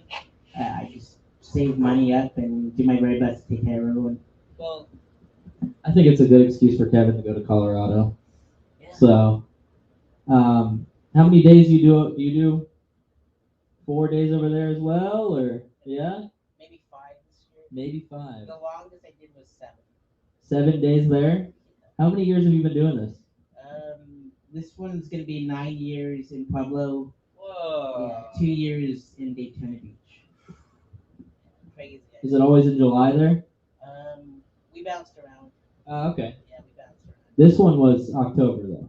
And you're doing October. And the reason why I'm going with July is because of July 19th. It's 719 our area code. Yeah. There's also Hunter S. Thompson, his birthday, I believe. Ah. And then October 5th is Clive Barker's birthday. So, so that's why I put Sweatfest in October here. And plus, it's perfect weather for both cities. Yeah. You don't want to be there in the winter. No, No. it's bad. Yeah. Even for Pueblo, it's like the desert area. Still, roads are slick. And so, like, my birthday is today, December 27th, and I had the worst birthdays ever because no one would come to my birthdays. So now I'm just celebrating Christmas in July, birthday in July, and I just bring my buddies. I'm like, look, I can't meet you all at your houses individually. Let's all have a fest. And you guys, if you guys want to see me, come see me. I won't be too busy for you. I'm not a popular comic. I'm not. Clive taught me to keep myself humble and not be a prick to everybody, be down to earth like him. And I'm like, he built me up right, Yeah. like to be like an awesome dude. If I need to, I'll protect my neck. Yeah. And still hang out with the Wu-Tang Clan. But like, I'm not a fighter. But like, my buddies, they look intimidating because they're all in metal bands. They're always like there to protect me. So it feels nice to have people with mohawks and piercings and tattoos just step in. Like, you're not doing this, dude. I feel like, the funny thing is, like, it reminds me of like Hell's Angel story that like I was at the covered the Rockstar and Drink Mayhem Festival press show at the Whiskey Go, and they pretty much blocked off part of the Sunset Strip, and at Hell's Angels escorted like Rob Zombie, Five Finger Death Punch, Butcher Babies, all that. They were on that lineup, and I saw John 5 and everything, and so like who was working security was Hell's Angels, and some dude pulled me to the side and said, "You know what's cool about Hell's Angels?" I'm like, "What?" He goes, "During the LA riots, the whole Rodney King thing was happening. Of course. They were just setting up. LA was on fire, except for the Rainbow Bar and Grill, my favorite restaurant in LA. Because the only reason was because Hell's Angels was guarding the entire entrance and saying, if you touch this place, we're gonna touch you. And they just kept on moving, and I loved it. And so like I ended up interviewing Huntress, Jill Huntress.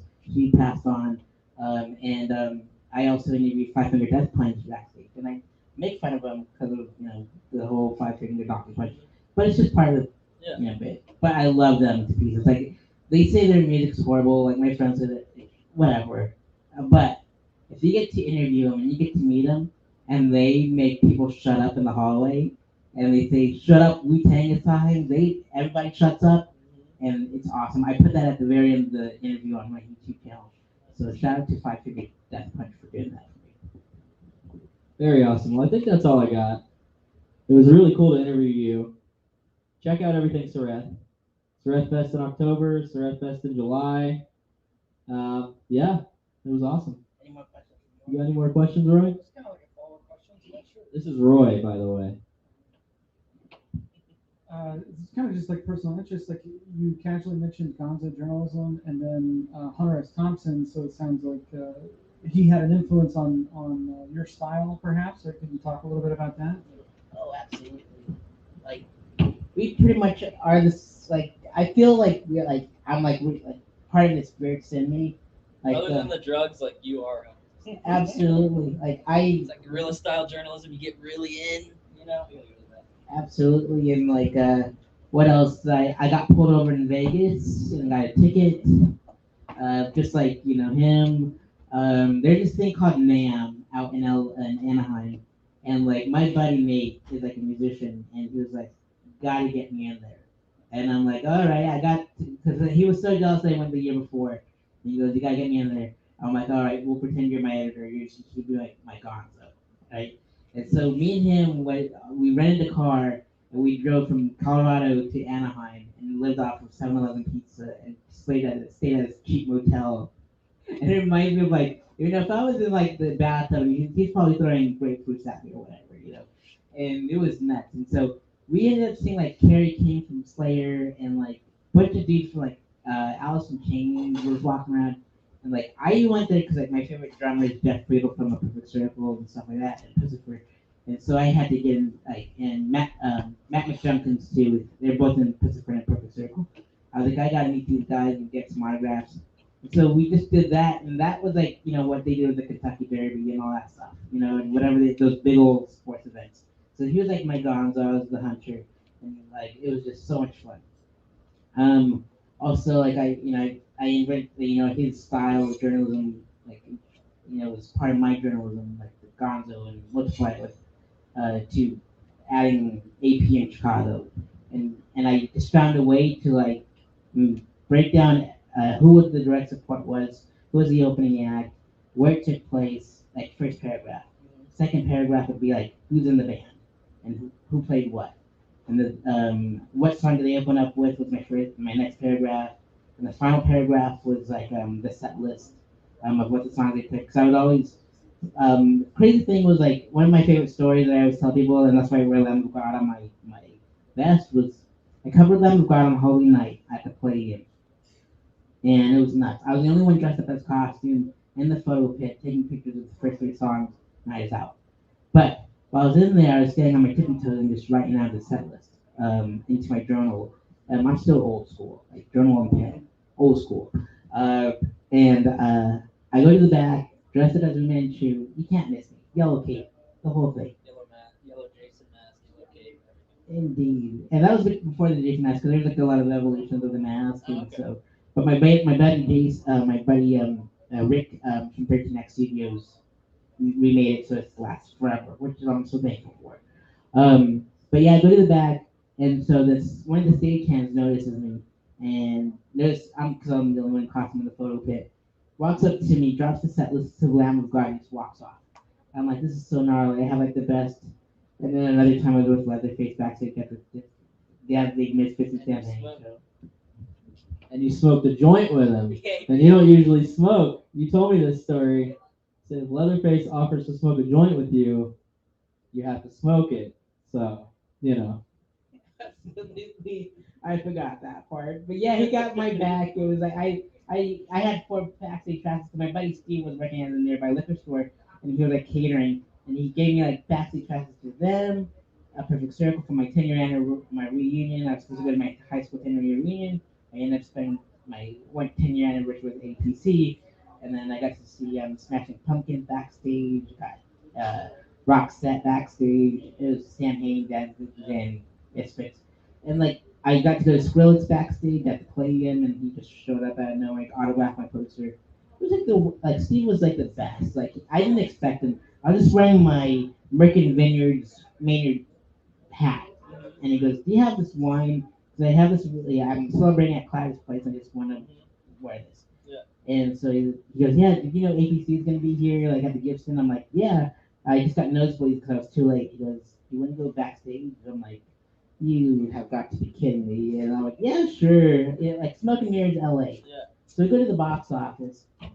The box office gives us bracelets to go backstage, and we felt like Wayne Garth, like all over again, meeting Alice Cooper, and like showing off our bracelets, and it was just like that. so you met Maynard at the show? I wish I did, but Maynard was like getting a massage or acupuncture or something.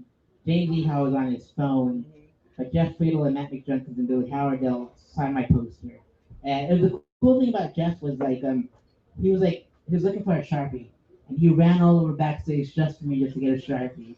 And like there was like a huge discount of like merch gear in the back too, so I got a bunch of APC shirts and posters and stuff. Kevin joined the table. Do you have any questions for me? Everyone's interviewing me and stuff like that. Yeah, I kind of want to interview like, a little bit of the newbies here. Yeah, absolutely. All right, we're gonna swap formats now. It's been an honor though. I feel like you don't get interviewed enough. You just interview everybody else. So it's definitely been an honor to do Always the that. bridesmaid, never the bride. Exactly. But I figured it was appropriate for the first Tier Nog Irish Pubcast that Surrett be his own guest. So Yes. here is Kevin Tibbert. So like, you have the local fixture here, right? And like, I met you from the House of Beer shows, and then you started coming here, and then you were fucking lurking around. You started doing it. What's your guys' overall opinion of Daytona comedy and what you're seeing so far? Well, for me, it's a fucking blast. It's I want to just like coming down here. It's like it's intimidating. Like the first time you come out to something like this, and you're like thinking about doing something like that because you don't know anybody, you're not sure what it's going to be like, and then coming out here and meeting like you, and then eventually meeting like Tim and Sarah, it just puts you at ease because everybody here is just come as you are. Like it's a great place to be a part of, and like just starting out, like I'm looking forward to a lot more of that and getting to know more people. I would say I'm not trying to knock other comedy scenes. Do it. Fuck you, Orlando. I haven't seen enough of them. You know, I've seen a bit, but I can't say that I'm not very far into this journey. But I'm really glad I started here. I probably wouldn't have even signed up to do an open mic if Zach Bennett hadn't approached me one night. So, are you a comic? And he was the first person to talk to me here. And then after I did it a couple times, Kevin talked to me for like 2 hours probably, just at the bar. And he's just a well of information.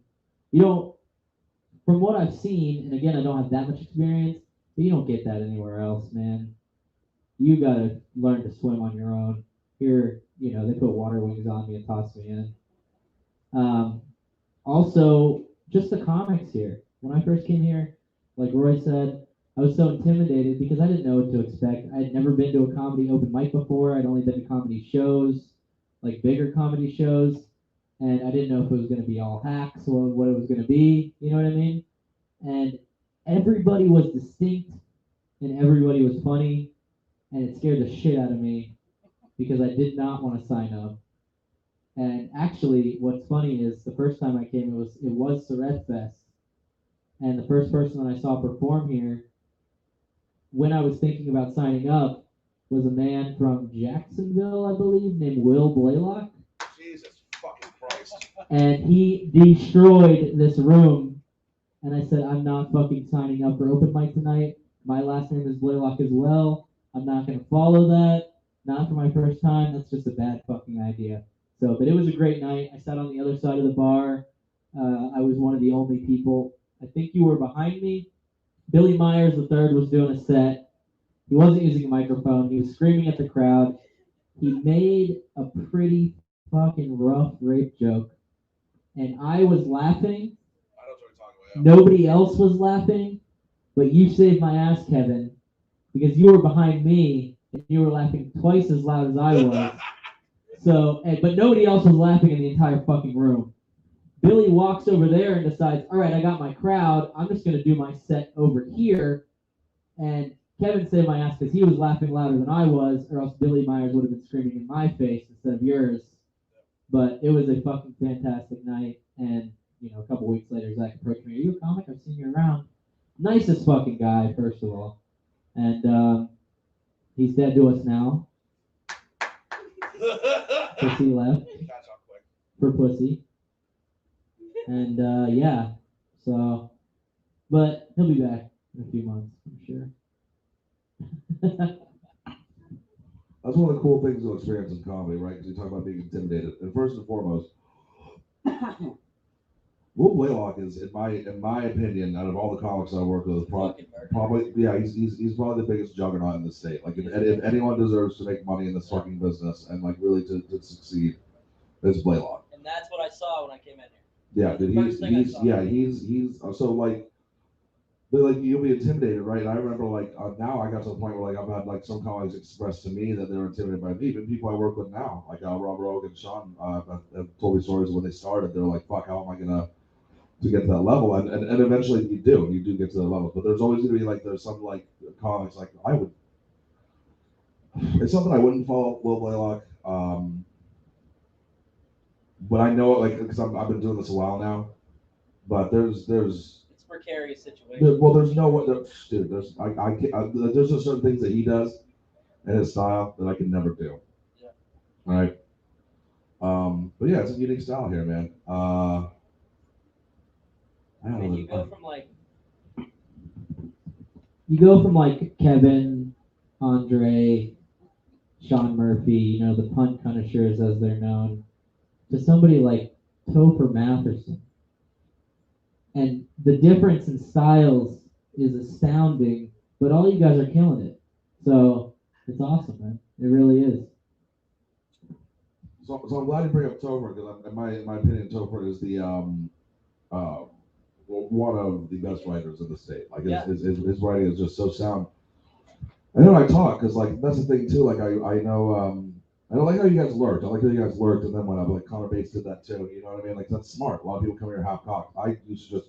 I thought the best way to be funny was to show up as drunk and high and drunk as possible. can be. And then just blurt things into it. I'm like that obviously didn't work. That's why I sucked as a comic my first year. But You told me your first year you're supposed to have fun, so you had fun. yeah, but I didn't remember my fucking jokes. It was black out half the time. Dude. Like that's counterproductive. Like when I decided to make this, because all this is a fucking hobby that can be monetized, and then if you're fucking dumb enough, you can try to make a career out of it. Like that's what this is. But I try to tell people to shy away from, because I die on the hill of dark comedy, and that's my Achilles heel. One of my Achilles heels in this business because you know it's I'm funny, I do well, but you have more opportunities if you're more middle of the road, you're cleaner. I just fucking people. There's this group of people, there are a group of realtors that wanted to do a corporate gig, right? And they were offering me some decent little bit of money, right? I eventually passed that job along to someone else. Like, go talk to this guy. They're like, oh, we heard you're a really good comic. I'm like, I am. But you guys will not think I am funny. I promise you. you will not think that. I don't know. So stylistically, I guess what kind of material are you trying to get into? It's a hard question when you're just beginning because you know what the fuck you're doing. You're just kind of throwing things to the wall. But like, what are some goals as far as like what style you want to embody? As far as like dark comedy, clean comedy, whatever. You want to answer that? I don't think he knows. Yeah, I don't know. I mean, I've done 2 open mics at this point. Like, it's hilarious to me that I'm sitting up here with you guys right now, like sharing in this. It's great. But I don't know. I'm really just wanting to explore the writing process and just see like what I can figure out from that perspective at this point. So. He is a pretty clever writer, and it'll come. The more he writes, it's just going to get better. I think the same. I just want, honestly, I've had a couple of good nights, had a couple bad nights. I was telling Ross earlier because he was asking me best set, worst set, blah, blah, blah, blah. I'm going back to index cards for a little while, man. I'm putting the train wheels on. I want my jokes to speak for themselves, and that's what I want. I just want to write jokes, man. That's really it. Clean, dirty, I don't give a shit. If I think it's funny, that's what I'm gonna do. And I'm for the next at least couple months, I'm gonna make myself laugh first. So Circle back because I was losing my train of thought. Yeah, Topher had the we had the conversation like what's harder to write? Is it harder to write clean or is it harder to write dark? And he had the best answer to that because it's subjective, right? Like Topher would not be able to do anything in the style that I do it because I have you know, like I have energy on stage, but like when you compare me to the other punk concerts, like Andre's fucking right in your face and Sean Murphy's a literal fucking crazy person. So I mentioned energy. That's my strong point. But like, you remind me of like a Baptist preacher. Ah, I love it. you remind me of a Baptist preacher. Obviously, I was one. different content, obviously, but you have that like that kind of locking charisma of like a Baptist preacher. You don't really have to scream to get people to listen. You know what I mean? You just project. You're loud, but you're not like You know, sometimes Andre is loud, like screaming loud. You know what I mean? So The shit show early days of the Pun Connoisseurs. Seth was there for a lot of it. Seth is, by the way, the only honorary member of the Pun Connoisseurs. We're keeping it at 3, but he's the auxiliary member of the Pun Connoisseurs. I think my favorite, because Ross, like, I didn't answer the question what my favorite show was, right? My favorite show I did, this is pre-Sean Murphy days, it was just me and Andre. And keep in mind, like, Andre was very abrasive, like the loud and shit that he does now, like, it was way worse than that. Like, dealing with hecklers, that motherfucker would just threaten them. Like, he would fucking straight up fucking threaten to kick their fucking teeth in. We did the Paper Road Comedy show, we did Paper Road Comedy 4. I booked those kids at Waldo's. I say kids, all fucking my age, all fucking 30s. What did you call them? The Golden City. What was the name? Well, you had a name for that group, that trio. Oh, the Ancient City. The Ancient City something. Yeah. So then they booked me to headline Paper Route. It was so it was the 3 of them, and then it was they would do a break. And then it was Sareth, Andre, and then me doing fucking 20. And again, like I still say pretty like terrible things, but like there was a time it was worse, buddy. And I remember Seth was telling me, like, as we were leaving, some of the people were talking like, oh, this is way dirtier than any of the shows we've seen so far. And that was a cool moment. All right, guys, I'm gonna dip out here. I'm gonna go back to drinking my beer and doing drugs. Bye. we want to close this thing up. Yeah, it's done. Yeah, it was an honor interviewing you. Kevin, as always, is a pleasure. Roy, I'm just getting to know this guy. He's awesome. So, you know, anything you want to say to close it out, you go ahead, Surratt. This is your show. Be back here last Monday of next month.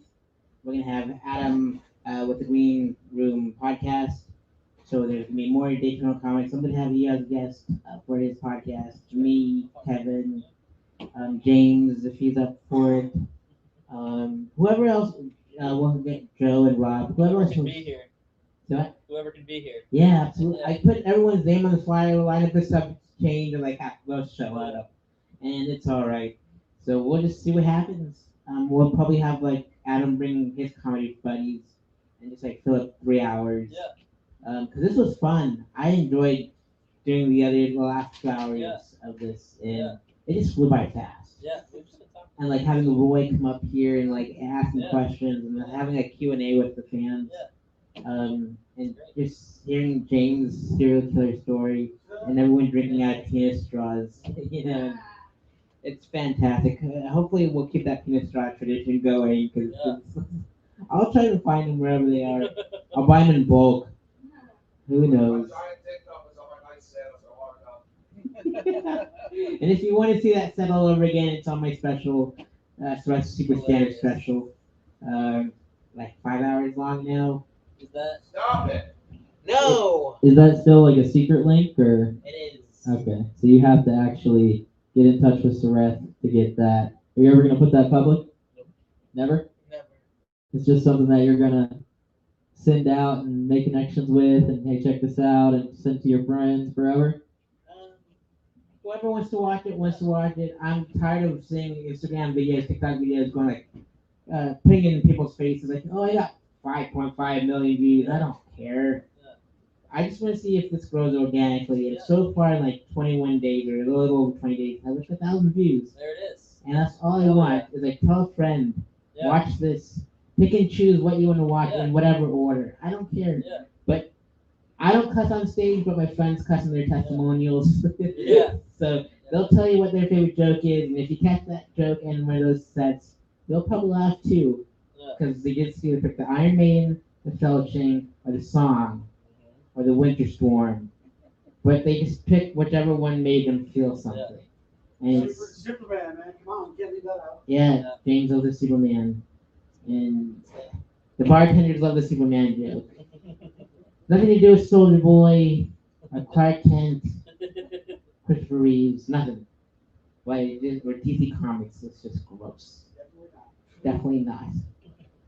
But yeah, I'm glad I got to. You were part of it. If you want, I'll interview you for that too. If you're up for it. Sounds good.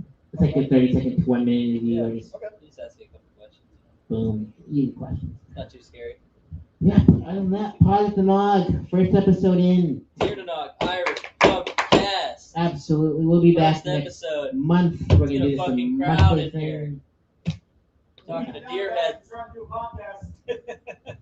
to fucking deer heads right now. Yeah, and a panda butt. Yeah, Awesome. I love this place. It was an honor, Surratt. Right back As at always. Tim, Roy. Give it for all my guests. Give it for Ross McCoy.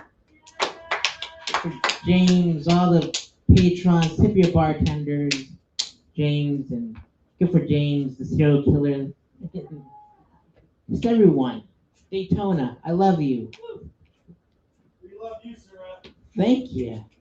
Get some pepper sprinkles, put it on your ding dong, watch it bounce off it. Put your straws in that ding dong and filch it. That's right. Hopefully, yeah, that's it. Have a good night. My name's Reth, the host of nOg Irish Pubcast at Pod at the Nog. See you next month. We're not doing this weekly because I'm too tired for that. Good night.